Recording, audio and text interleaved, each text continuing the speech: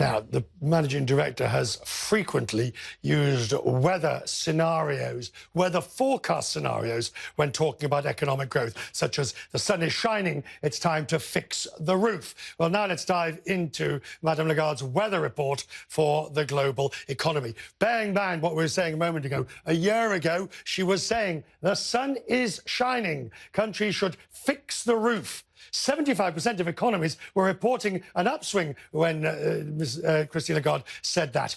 But the clouds started to gather. 6 months ago, she was talking about clouds of risk on the horizon.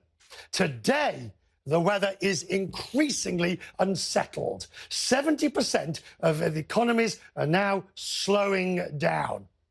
The WTO, too, is worried. It says new tariffs, weaker economic growth and market volatility are slowing down world trade. Just look at the progression of this storm.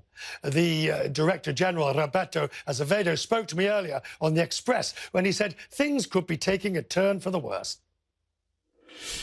I think we're very worried. Ever since we began to issue reports on trade restrictive measures, which were adopted by the G20 countries last year, so that was at the end of last year, we noticed that the coverage of these trade restrictive measures had increased by 6 times over the previous period. So we were, at that point in time, with $480 billion of trade covered by trade restrictive measures. 350 billion of those because of the U.S.-China tensions. And whenever you have that type of environment out there, there is a lot of uncertainty in the markets, a lot of uncertainty for investors. And the moment that investors pull back, the moment that investors decide that they're going to hang on before they make, their actual investments, we have a problem, because not only does the global economy slow down, trade slows down even faster because of the impact of investments for trade.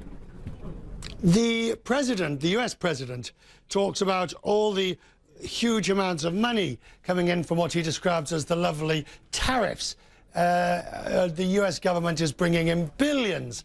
How do you convince him not to take away his tariffs, even when he sees it in terms of making money on the back of tariffs and customs duties?